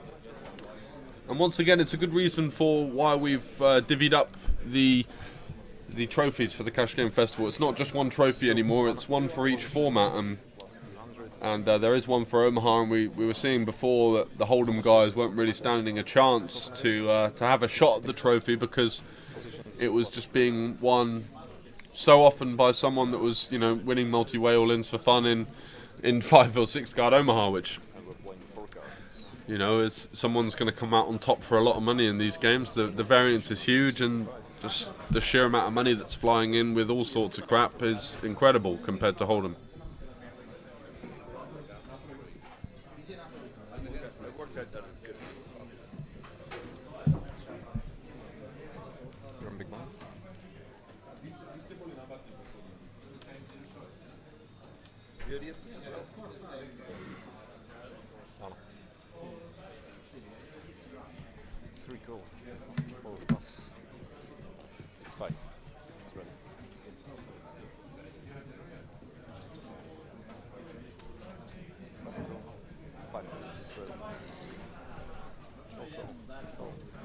So limpy action so far on a 2-2-5.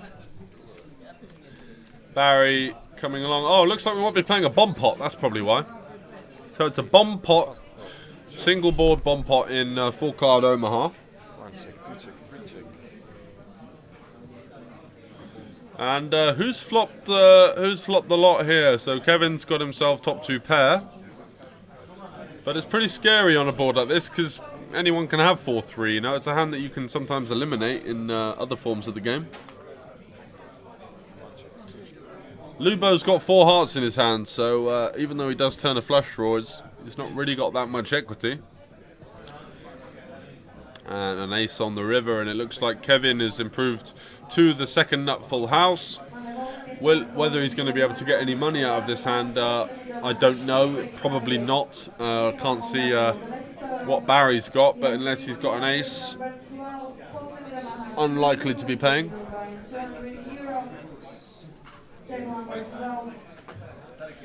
Matters folds, and Kevin shows everyone that he got relatively fortunate there on the river with the board pairing to the ace. Nice situation to be in. Unfortunately, only a €35 pot.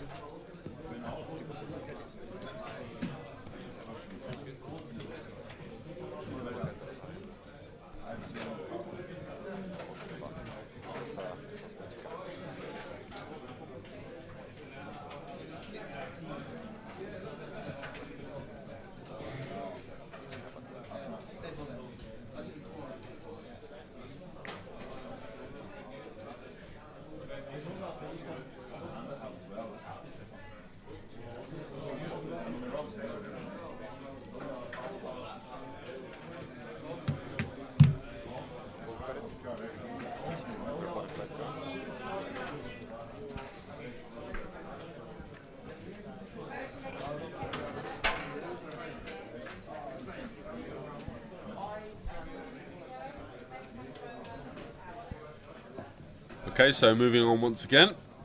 Looks like it's 5 card.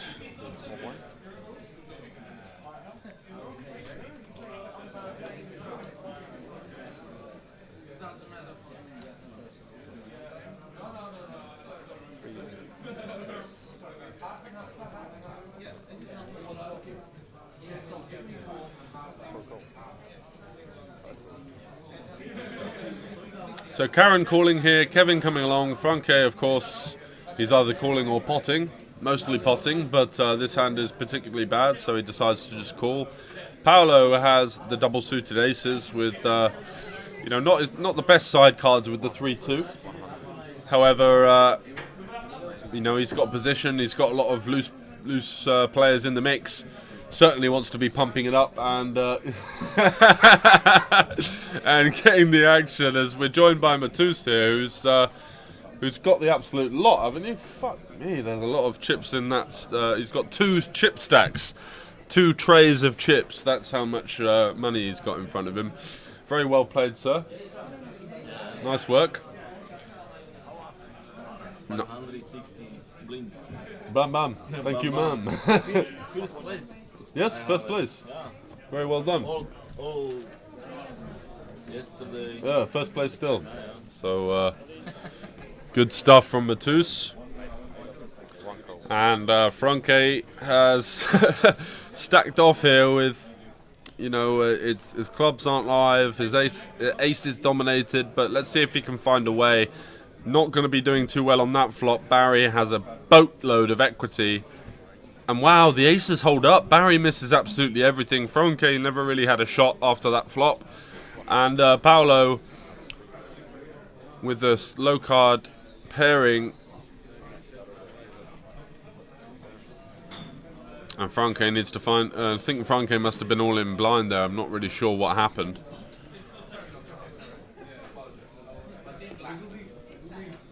But that is incredible action being given from Franke there with an ace in his hand versus Paolo, who's on the tighter side.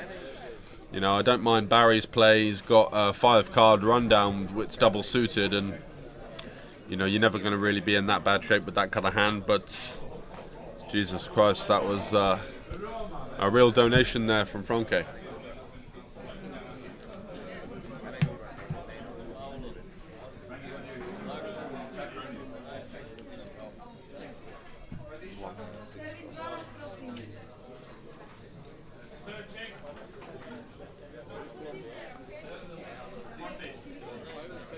Formen zamena 200.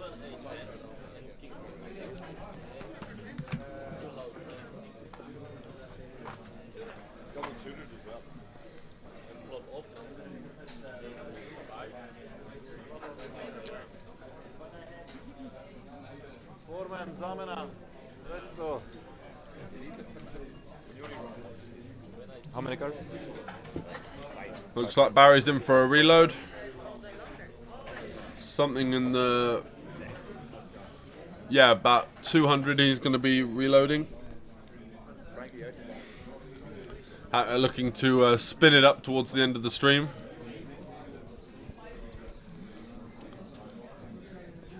And as you can see, and it happens a lot of the time on these feature streams, it starts relatively small, and then by the end of it, you've got 5k on the table in a 2-2 game.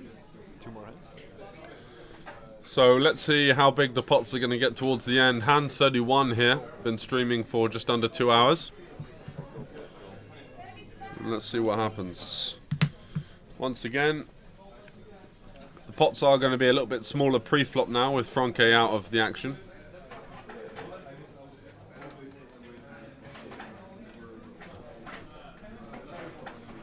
One call. Play. Call. Raise 12. And Lubo from the small blind with just the single suited nines. 3 calls.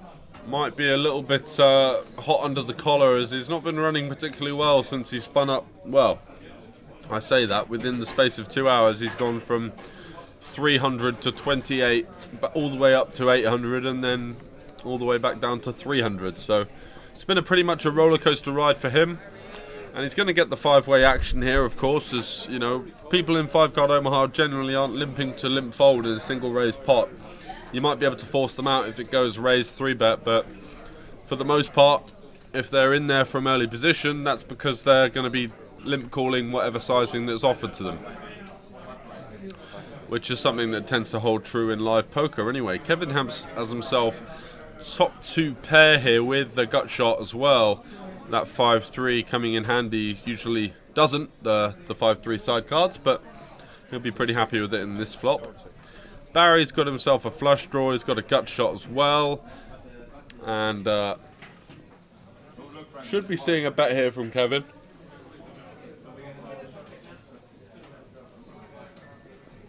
How much is the pot, he asks. Doesn't have a flush draw. Does have the queen of clubs, which is some, you know, consolation to him. And Lubo here, you know, it should be getting away from this now, just with the 10 high flush draw. Unlikely to be live. He's also got a gut shot. Wow. Okay, so that's the way he's sort of going to start playing it. He's just got a gut shot on the 10 high flush draw, and it looks like he's trying to pile in everything. Looking to flip multi-way, and he's going to see some bad news here, as the only out he's got is a king. A 9 also would get him there, but we can see that Karen and Mattis have a 9. So a very ambitious shove here, and once again it stems from that problem that he had pre-flop. Raising from the small blind. Kevin here with 122 behind with just naked ace jack, possibly thinking that Lubo's gone for the check pot with pocket aces here, and isn't really in love with this spot in 5-card. Looks like he's going to fold, but I don't think we're going to see Barry folding because he's got the draw. And wow, Lubo has managed to get himself to fold out the best hand and get called by a hand that he's actually in pretty good shape against. It's an ace on the turn and an 8 on the river.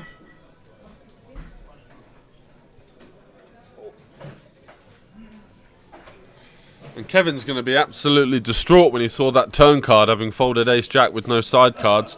I think it was a good decision based on the situation.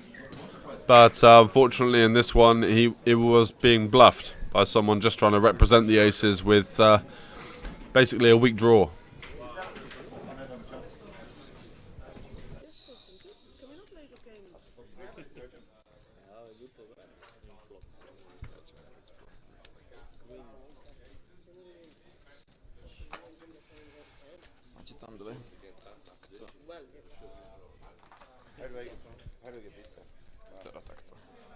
Give me infinite. First draw king 8 and queen. So last hand. 4 karty, 5 karet. 5 karet. So we're playing 5 cards. So we're coming back You wait. Just one in the for last hand, right? Aye, give us a. Foreman zámena 200. So it looks like we got another reload for Barry here, who unfortunately missed absolutely everything in that hand. Bring you. And Karen sorting him out there. He's back in for the spin. Puppy's riddle.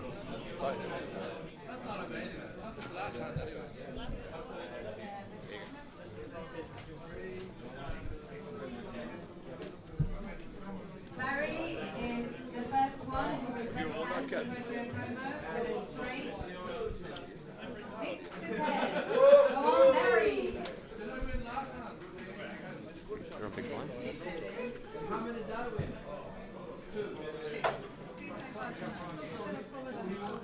So Kevin with the 7-6-5-4-2, double suited. Certainly likes to play a lot of hands. He doesn't tend to play them aggressively either, so he might talk himself into some sort of VPIP here. Lose first because somehow. Yep, does cool.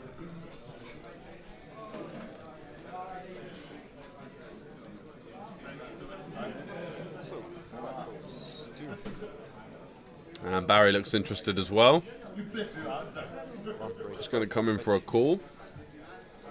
Get those 25 chips changed up. I'll just chuck the info on the chips for you guys. That is what we're working with. The pinks are the €1. The blues there are the 5s. The yellows are 25, and I'm not sure we have too many, but there are green 100 chips as well. You can see there at the bottom of Matus's stack. So some multi-way action with some pretty speculative hands, but as to be expected in 5-card Omaha at the low stakes.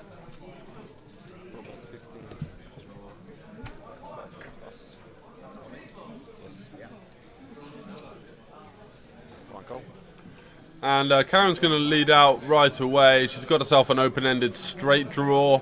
She's going to get a couple of customers. Barry's in there with just top pair. Oh, top and bottom pair. He got himself 2 pair. And deuce of diamonds on the turn. Certainly helping Barry. He's turned himself the backdoor nut flush draw with the ace-9 of diamonds. So he's going to be liking his hand, but also Matus is interested as well. Got himself queen, jack, jack 8 with... got a gut shot and some overcards to hit as well. Any queen, jack 9 would be good for him. Does fold though, and Barry ends up getting a relatively light call out of Karen, who looks like she's called. No, she's all in, and Barry's called. Okay, so Barry wins the first one with 10-3. And looks like they've only run it once, so that would be instant service for Barry, doubling up with the 2 pair.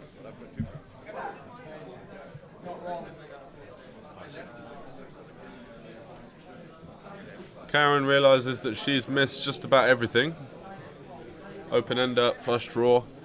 And she also had some outs for better 2 pairs as well that could have helped her cause.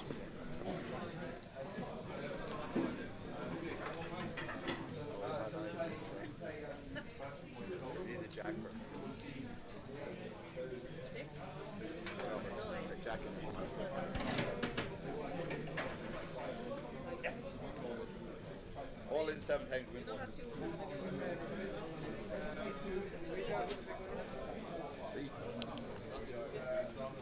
Number 3. Okay, that's Argo will be out in a minute. Do you need Anybody a that cheap wants to count, or? keep playing, there's a table right back over here. I also have a seat open for the short deck if anybody wants to play on the next TV table. We'll go drinking.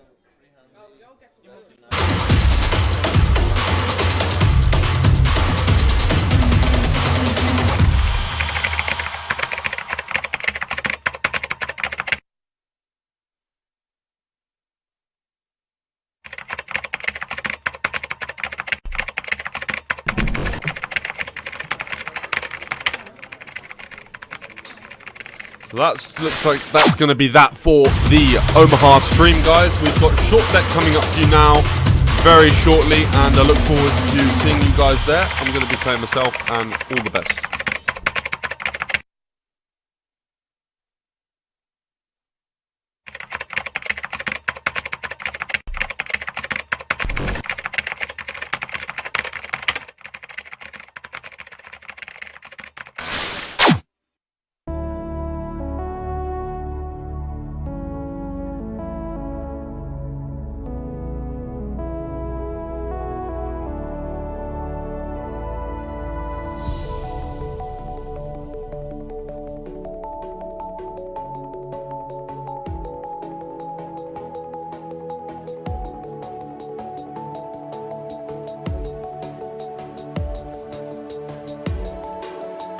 Cash Game Festival. It's Cash Game Festival. Cash Game Festival. Ladies, girls and boys and men, don't ever miss the Cash Game Festival.